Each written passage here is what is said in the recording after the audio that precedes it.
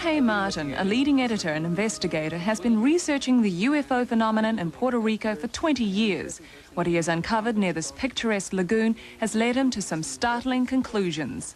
Are you suggesting that there is some kind of underground base beneath the lagoon or this area? There's something very important going on here. Something is down there, maybe some type of alien facility that has been there for many years.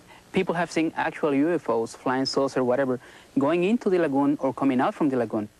We saw the wall of the lagoon illuminate, and in the dark, something emerging from the water. Mr. Carde, you were out fishing one morning. Can you tell me what you saw? It's 5:45 in the morning. I see in the water the bubbles. A minute later, I see the flying up that go out the water, and it stays 20 seconds in the air. After this, I take my camera and take the picture. In analyzing Mr. Carde's photograph, there's no evidence of a hoax. It doesn't appear as though it was a mistake in the film lab, but there's nothing that has edges on it that we can test with a computer. All we could test for was whether or not it was misty or moving, and it seems to be one of those. Another eyewitness, Amaury Rivera, adds to this incredible story, his own tale of abduction and detention in an underground facility. So you believe this was an underground base underneath the sea that you were taken to? Yes, it looked like an underground parking lot, sort of. It didn't have no windows, it didn't have no doors. From there, I lost consciousness and I woke up in this car, and I was in an area right near the Laguna Cartagena. And at this moment is where I hear the jets flying overhead, and they're making a lot of noise. And I look up to see the jets. What I saw was a round, huge round disc object. And I snapped these photographs. We found in this photograph, looking at the edges, looking at light reflectivity, the angles, the proportions, indicate that this is a flying jet in pursuit of or flying around a disc-shaped object. I think that what the witness reported is what happened. Amaury Rivera's case is, to me, is a very special one and a very important one because in Amaury's case, he was abducted and he was taken away by aliens. One of them was human-like and two small creatures that they explained to him were some type of genetical or biological organic android that they made to do some chores outside so they don't have to risk themselves in our environment. That's what they explained to him, the so-called human alien that he saw in the craft. And it's important also because of the evidences that he has on the case, because when he was released, he had a camera with him and he was able to take pictures of the object that apparently had abducted him, the craft, flying saucer type, and also some jet fighters from the United States, excuse me, F-14 again. In most of these cases in the island, F-14s are involved with these situations of chasing and harassment and checking on these objects when they are seen in the different areas of the island. And he was able to get them in those pictures together.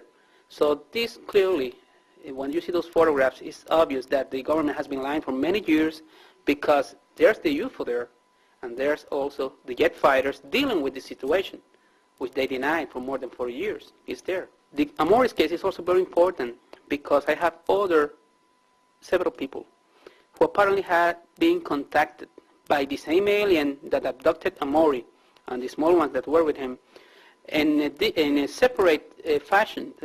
They have nothing to do with Amaury's incident. This being, this human-like alien, is contacting people all around the area of the southwest of Puerto Rico. I have people from the town of Yauco who seem to have been contacted by this man. I have this fisherman, Andres Maldonado, who I got in contact with Amaury because he told me several things Amaury had told no one before, only I knew them, about the name of the alien and all the details that he was using to check on the people who really may have been in contact with the same being the night he was abducted, because there were about 14 other people there in the craft that night. And when Maldonado told me all this information that he couldn't know because he was not involved with the Amaury's case. I got them together. And at this moment I have about 3 different people who seem to have been in contact with the same alien. So they are doing something, and they are getting in contact with more and more people and preparing people for something. And this is very important because all this corroborates Amaury's incident also. Mr. Martin, are there any official statements regarding the incidents in Puerto Rico?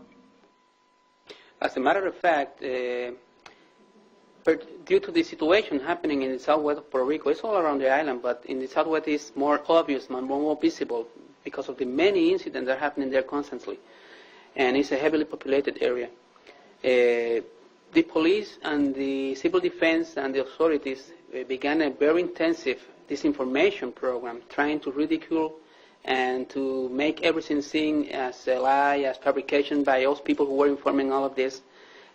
But fortunately, after they began doing this, especially the Civil Defense Agency in Puerto Rico, a source of ours gave us this letter that was sent secretly by the State Director of the Civil Defense Agency of Puerto Rico, Colonel Jose M. Noya, in which he states clearly that the situation is real, that they are keeping an eye on the situation and investigating everything, just to be sure that what is happening and these sightings and this incident with UFOs and USOs, unknown submerged objects also, because they come out from the sea and into the sea.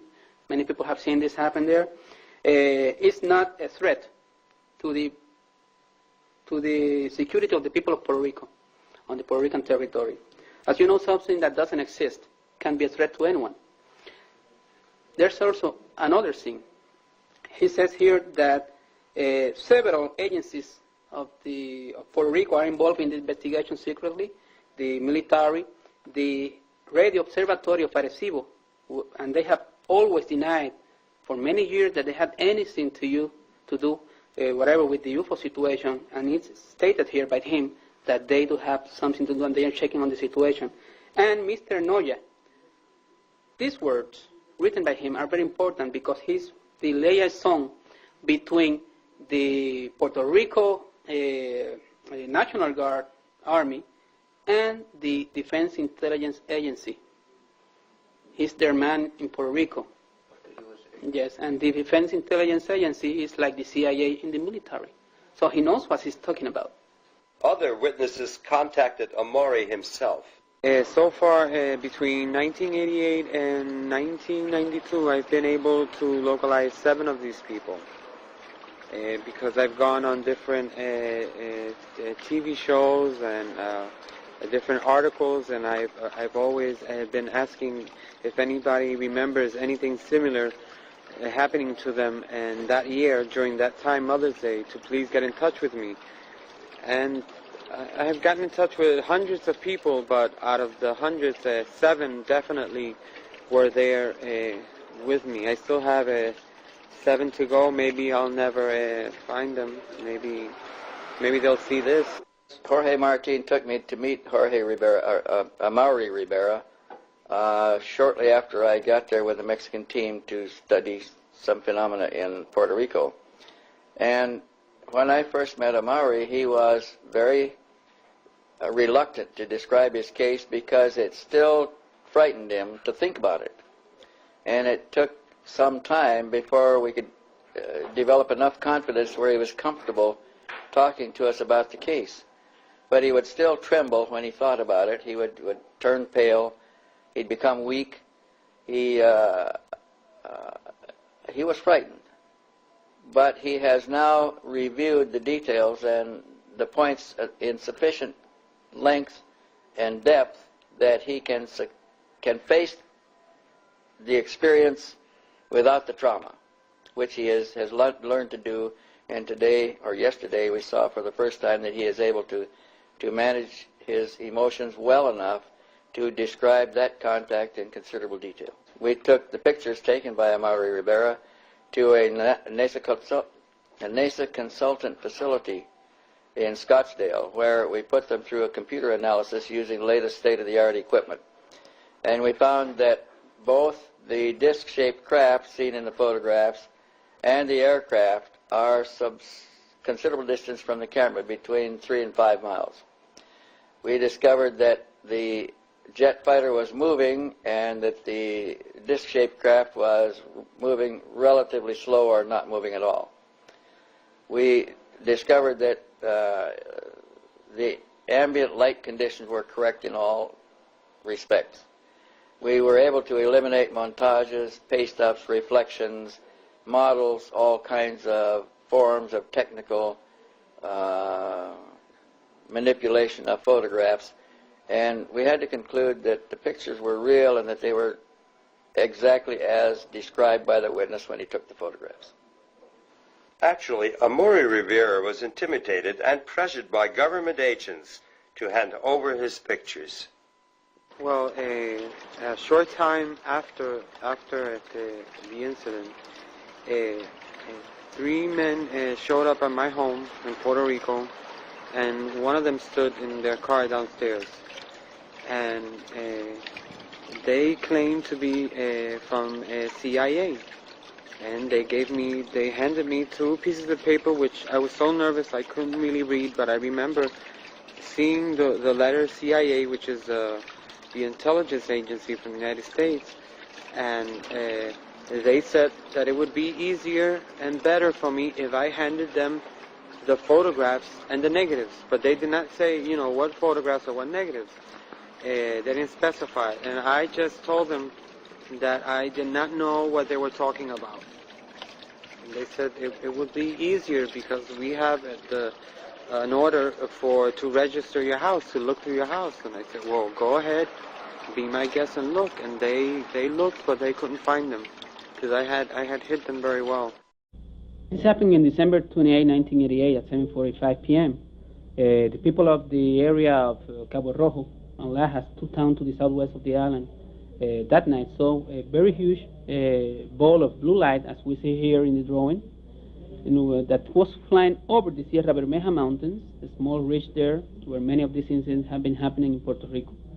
And then this ball of light changed, and it changed to another color, to a huge ball of yellowish light, and the witnesses all could see that this was part of a triangular craft, very big in size, and this yellow light was underneath the object. It was a almost semicircular, something like a bulge or a ball of yellow light, very bright, and the 2 jet fighters were trying to intercept it, and in 3 different occasions made it veer away and change its trajectory, its direction. In the 3rd occasion, the object stopped in midair. One of the jet fighters seemed to, as if it was going to collide with the object by the back of it. And the people began screaming because they believed there was going to be a collision and an explosion and something terrible might happen. But what happened was that the jet fighter just disappeared, vanished in midair, next to the UFO. The other jet fighter kept flying next to it by the right side of it, and then all of a sudden it also disappeared. It vanished. The UFO then came back again, turned around, flew over an area known there as the Saman Lake. It's a small pond surrounded by many palm trees, and over these palm trees, I would say about an altitude of 100 feet from the palm trees, it divided itself, this huge triangular object, into 2 different objects. It split with a luminous explosion, a soundless explosion of very bright light, and both parts of the craft, one flew very fast to the north and one flew very fast to the east and disappeared. There were other witnesses that say that there was a surge fighter that was checking on the situation from a distance, but when that pilot of that surge fighter saw what happened, apparently he tried to flee the area, and 3 small balls of red light came out from the UFO and began chasing it, and they disappeared to the north. They don't know what happened to this surge fighter. How many witnesses followed this event? Up to now, more than 100 witnesses. What are your conclusions? Well, this incident did occur. It's a very important one. When you have more than 100 witnesses, that describe the same thing to you. They make the same drawings to you what they saw. All the details fit with all the descriptions. And we have other information due to the investigation we made. For example, that this jet craft must have been from the Navy of the United States, because that day the Puerto Rico Air National Guard had no airplanes or any air practices in the area. And Roosevelt Road Naval Station in Ceiba, the principal base in the Caribbean from the U.S., did have some air practices that night and personnel in the area, even though they denied it. But the FAA, Federal Aviation Administration in San Juan, confirmed to us that there were practices from Roosevelt Road Naval Station there. I want to start saying that what was happened to me, it is very important, and it is very real, and it is not different of what is happening to many women, at least at the island of Puerto Rico. I want to say that this is important because it's our lives is going to change. And I want to say too that it is real because you could speak to it and you could touch it and you could feel it very deep into your own. And yes, my experience, I was laid down on my bed, but that night it was early. It was about 10 to 10:30. I was watching television on my bed, and I heard like some strong buzzing sound. I don't know what was happening with that kind of noise. Suddenly, it was appear in my room, two little creatures.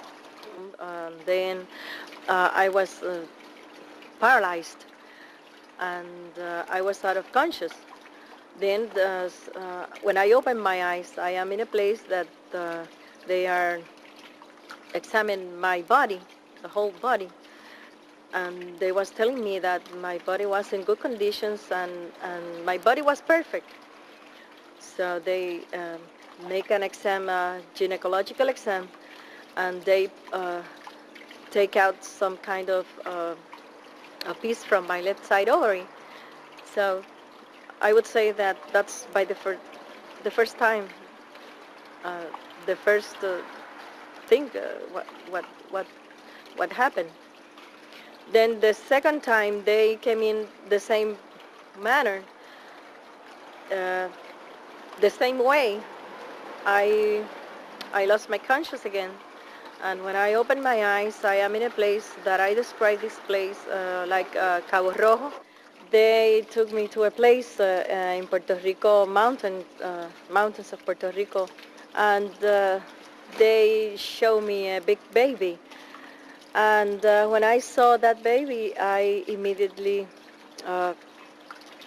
I said that I couldn't believe it because it was myself. That baby was myself. And I said to them, "What's that? It is impossible. How could you make that? How could you did it? It is impossible." So, but that's me, I said. It was myself, that baby. I could feel that baby myself, and she was a girl, and that's the way I feel it. I feel that baby. That baby was myself. Did they tell you why they created this clone? Why? I think because they need to implant very, very soon some kind of life in our planet. Right. Yeah. And why do they want this?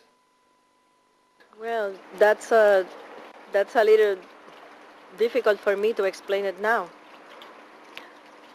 I have information that I cannot remember, and I have another information that I am not going to to tell to anybody. But I think that this kind of life is going to be implanted in our planet very soon. I don't know how soon, but very soon.